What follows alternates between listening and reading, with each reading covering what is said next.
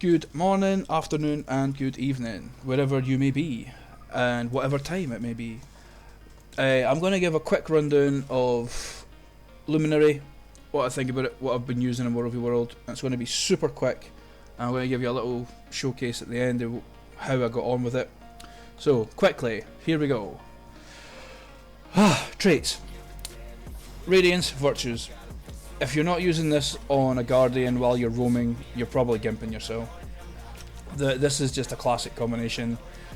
It's a shame that there's not a big variation on builds when it comes to roaming for Guardian. This seems to be your standard and then whatever extra you want in here. So yeah, still your standard extra damage, cleanse, stab, extra precision, power, damage, crit chance, ferocity, extra might. Can he beat it? It's the best thing for roaming. Luminary, here we go. This, pointless. It's, yeah.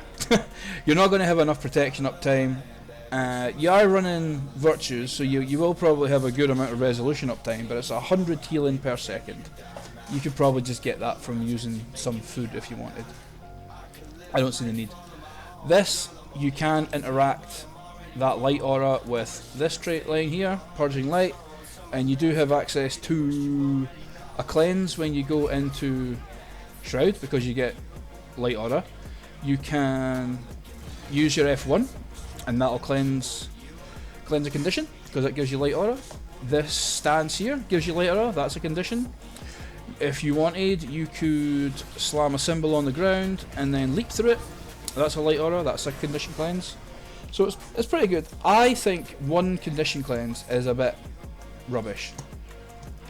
I think it should stay one condition on 5 targets, but I think it should possibly remove 2 on you. But that might be a bit too OP. To be fair, I don't care. I think Conde builds are annoying and stupid and should be countered at every opportunity.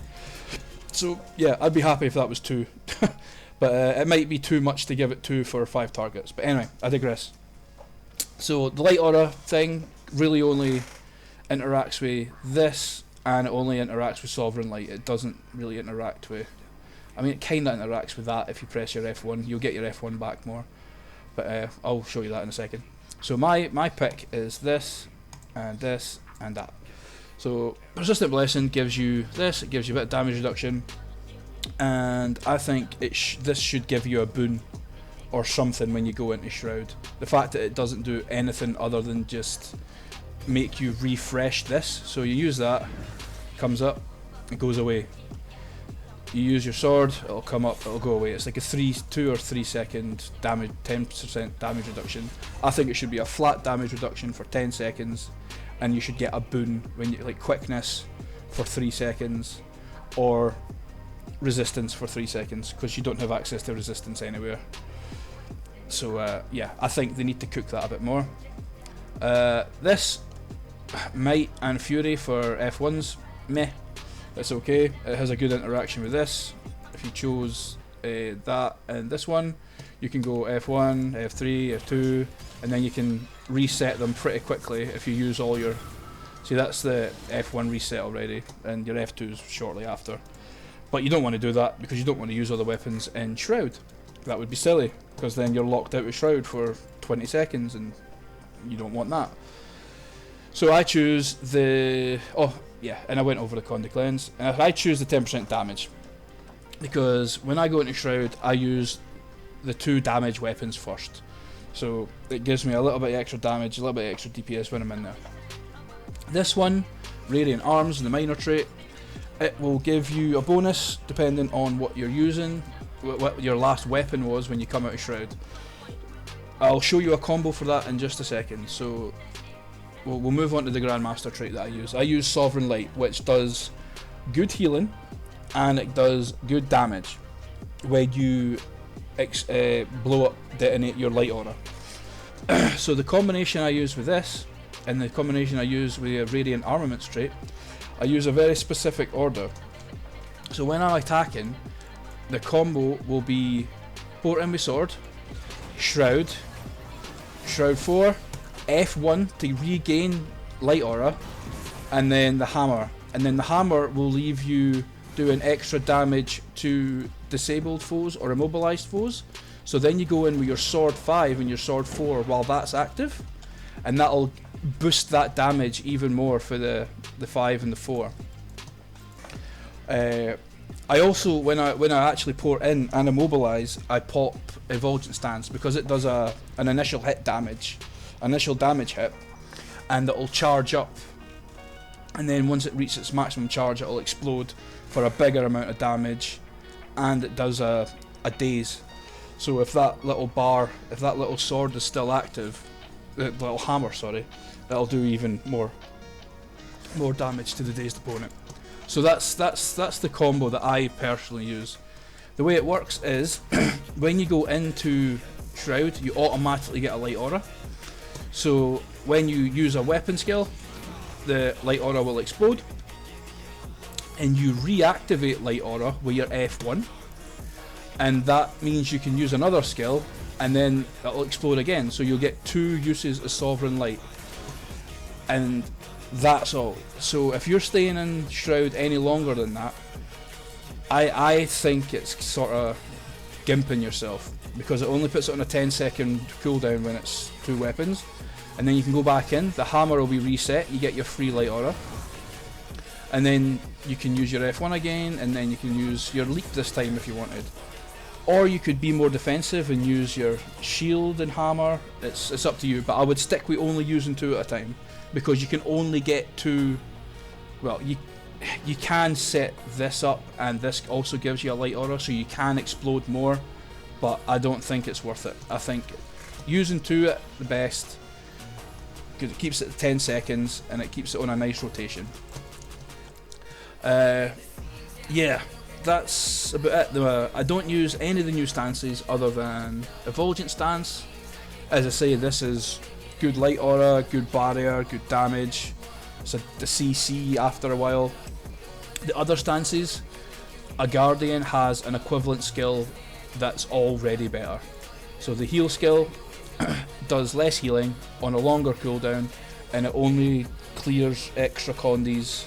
It only clears 3 condies basically upon heal, whereas this one actively removes condies every 5 seconds, and it's kind of a better heal, and you remove more condies if you actually activate it, so it's just better.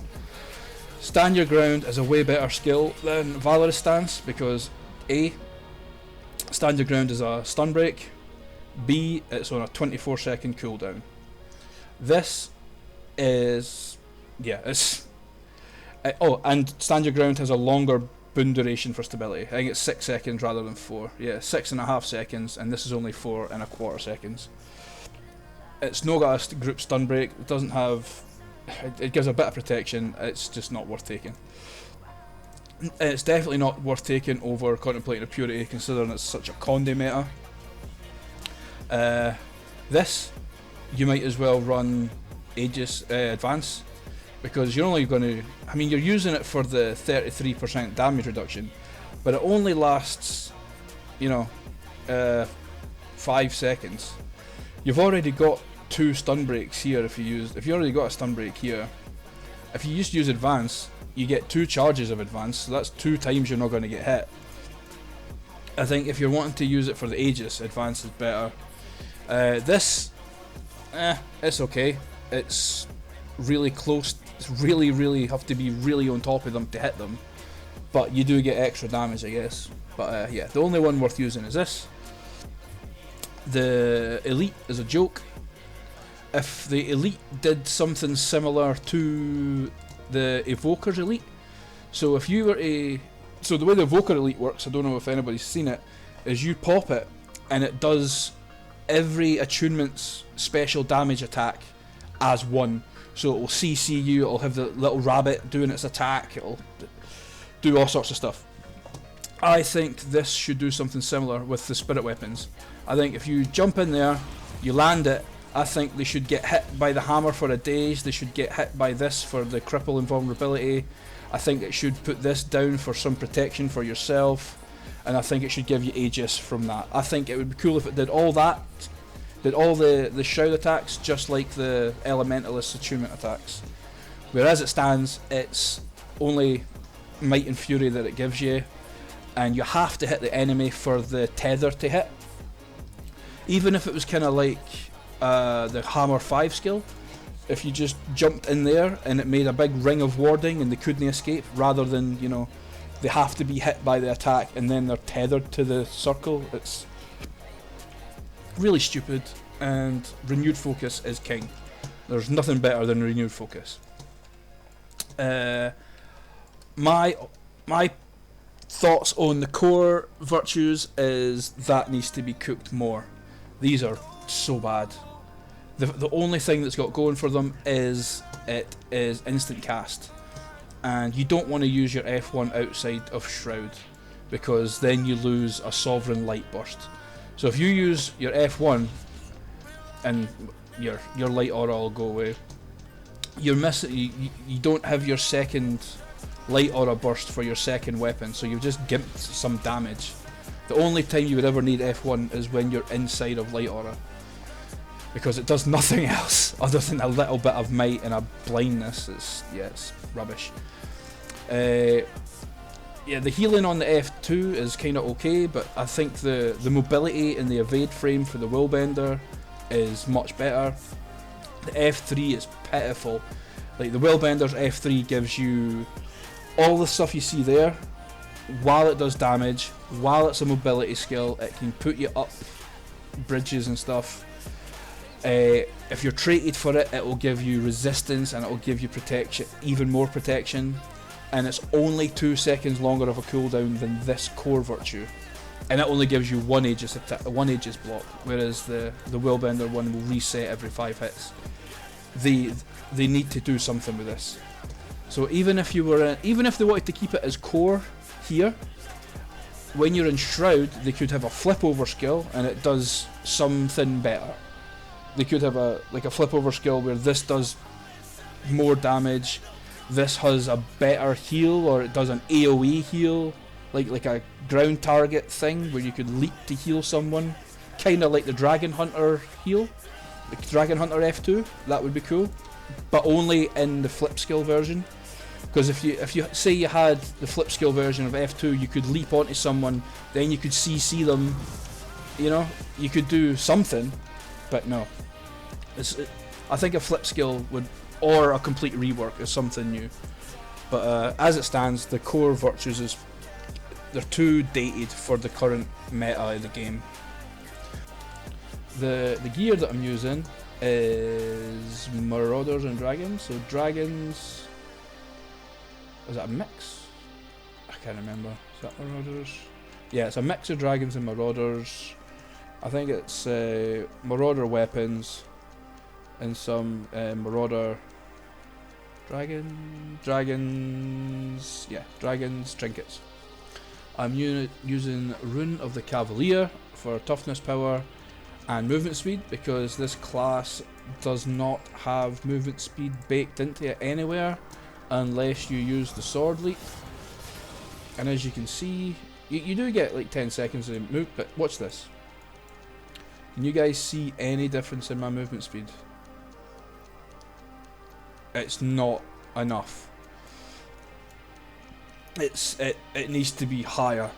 Either it needs to be a different buff, or it needs to be higher than 33%, or it just doesn't stack with Cavalier. I've no idea, but yeah, that movement speed is not that different. I don't see the point in it. So yeah, that's pretty much it. I'm going to show you some clips, see how I've been getting on in WvW. So thank you very much for watching. Catch you later, guys.